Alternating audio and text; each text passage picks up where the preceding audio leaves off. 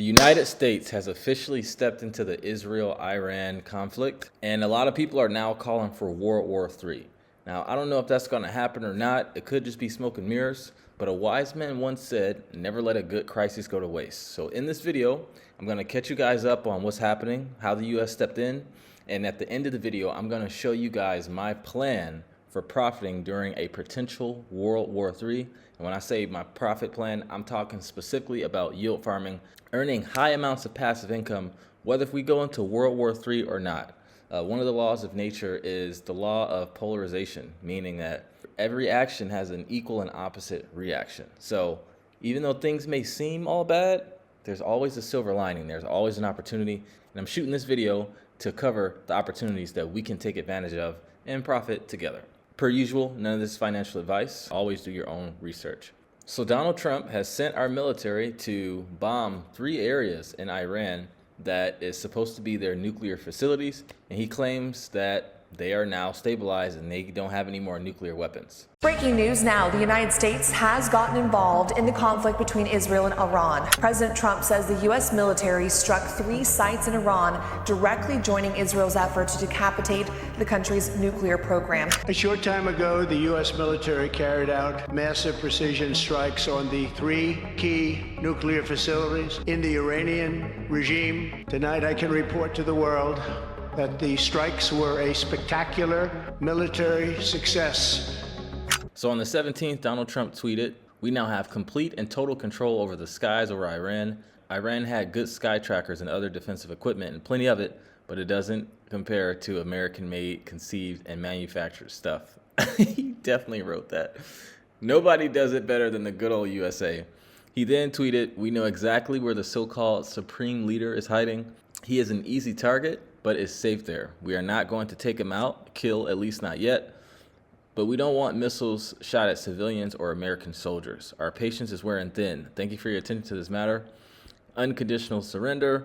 Then he said, "We have completed our very successful attack on the 3 nuclear sites in Iran, including Fordow, Natanz, and Esfahan. All planes are now outside of Iran airspace. A full payload of bombs was dropped on the primary site, Fordow. All planes are safe on their way home. Congratulations to our great American warriors. There is not another military in the world that could have done this.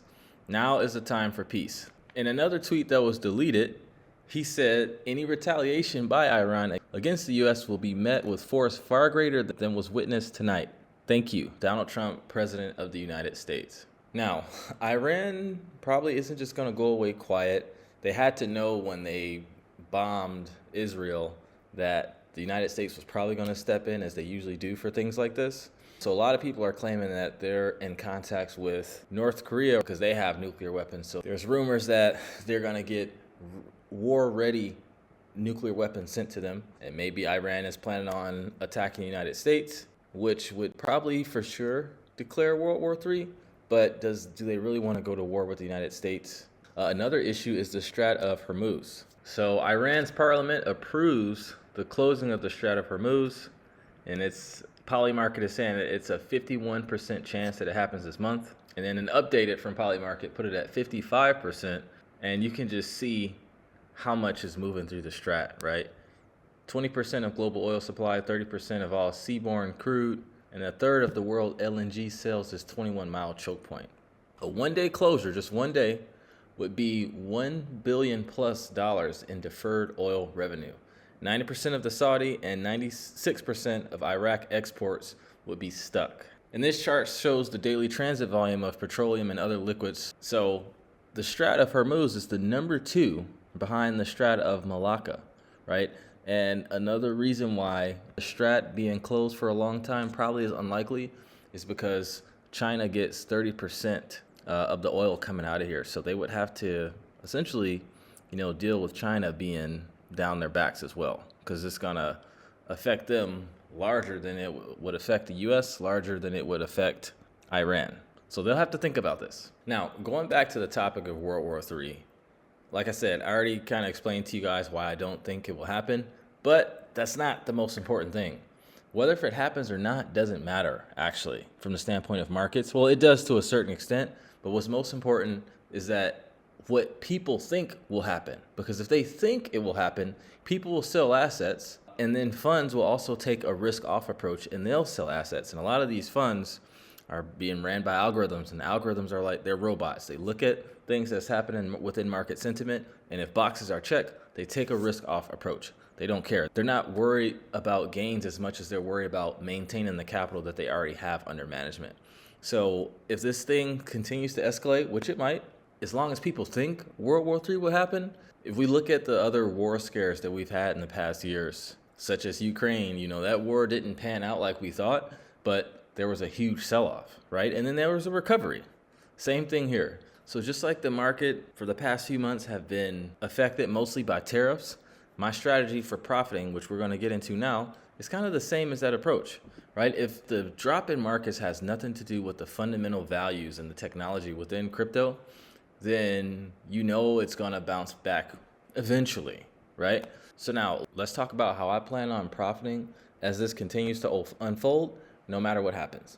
And the way that we're going to be talking about is through something called yield farming. So if this is your first time watching the channel, yield farming is just a way to stake your tokens on different platforms to facilitate whatever that platform's action is, whether it be borrowing and lending on a money market platform, facilitating insurance on an insurance platform, staking on a blockchain's validator network to help secure the network, or the way we're going to be talking about in this video, staking your funds on decentralized exchanges in liquidity pools so that you can make trading fees once people are buying and selling whatever the two pairs are in that asset, right? So now let's pull up the chart. I'm going to show you guys my strategy and give you guys some ideas on what you can implement. All right, so this is the Ethereum USDC chart, and as we can see, you know, after this whole debacle has been unfolding, we saw ETH drop as much as 15%, and right now at the time of this recording, is down 11.7% from where it was consolidating. So guys, we saw what happened with the tariffs. We saw ETH go down to, we saw it touch 1400, and a potential World War III, not even a World War III, but a potential World War III could send ETH back down to those levels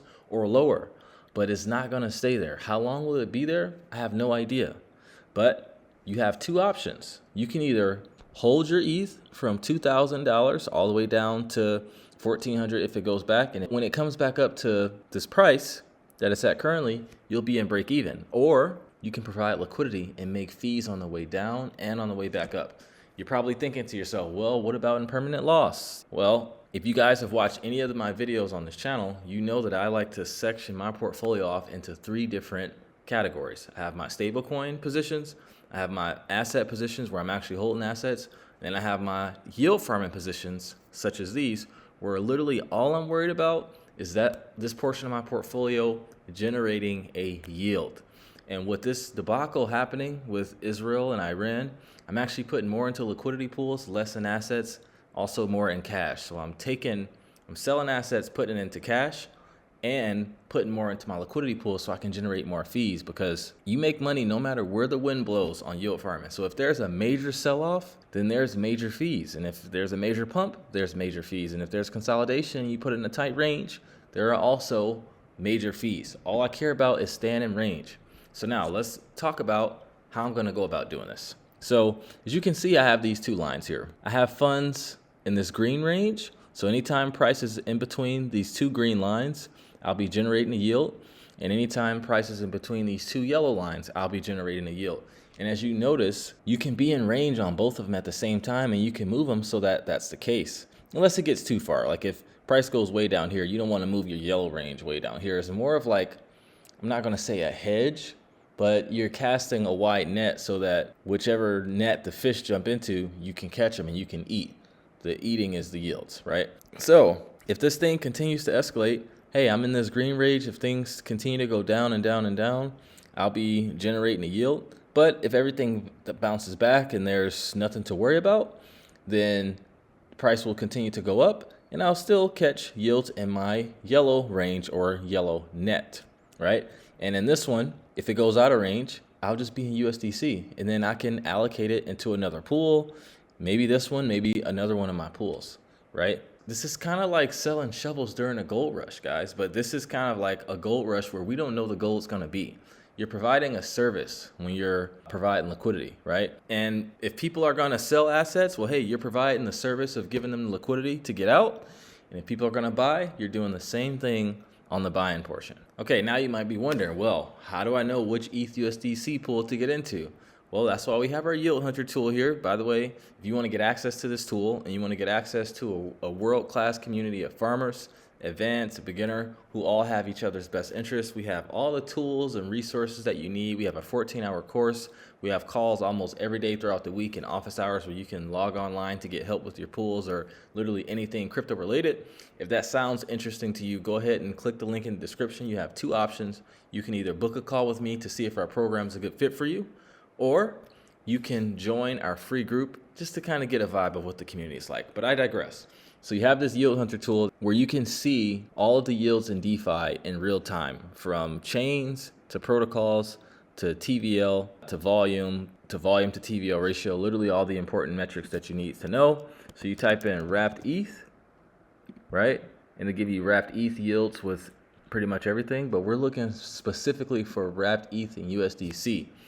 And right now, guys, 477% on Camelot. I wouldn't touch Camelot just personally because I'd rather be on Uniswap where it's safer. ETH USDC, the 1% fee tier on base, 250%.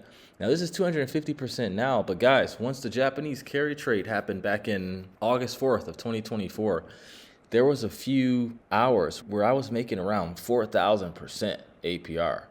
Now, if there's a war, that same opportunity can present itself again, right? So this is 250 now, but when you're selling shovels during a gold rush, you want to go and set up your shovel shop before the miners come, right? You don't want to go set up your shovel shop while the miners are already there because they've already bought shovels from somewhere else. Trading is like hunting, but providing liquidity is like setting a trap. You want to be setting a trap so that, I'm going a little overboard with the analogies, but I'm just trying to get you guys to understand. You want to set the trap so that once your food is caught there, the food is your yield, hey, you can take it home and you can feed your family with it, if you know what I mean, right? 250% on base, 205% on Unichain, right? 181% on Optimism, still Uniswap, 170 on Arbitrum, 150 on Shadow, 140 on Avalanche, 135 on PancakeSwap, 133 on Aerodrome, 132 on Velodrome, 124 on Trader Joe, 115 on QuickSwap. So guys, you have all these ETH USDC pools that's paying triple digit yields now, yet alone what could happen if this war continues to plan out. But I think if it doesn't and we go back up, there's still a great opportunity to get a yield. And if we check the fear and greed index, last week we were at 50, but now that this whole thing's happened, we're at 40, which is still considered neutral.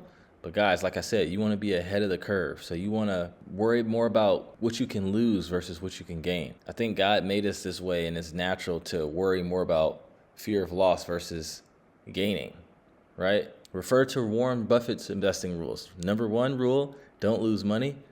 Rule number 2, remember rule number 1. So guys, with that, I'd like to conclude this video. If you got value, drop a like, drop a comment, share with a friend, subscribe. We're trying to reach 3K subs here. And like I said, if you're interested in joining our community, click the link in the description, book a free call, or join our community for free. But with that, I thank you so much for tuning in. I love every single one of you who's watching, and I will see you in the next video. Take care and trade safe.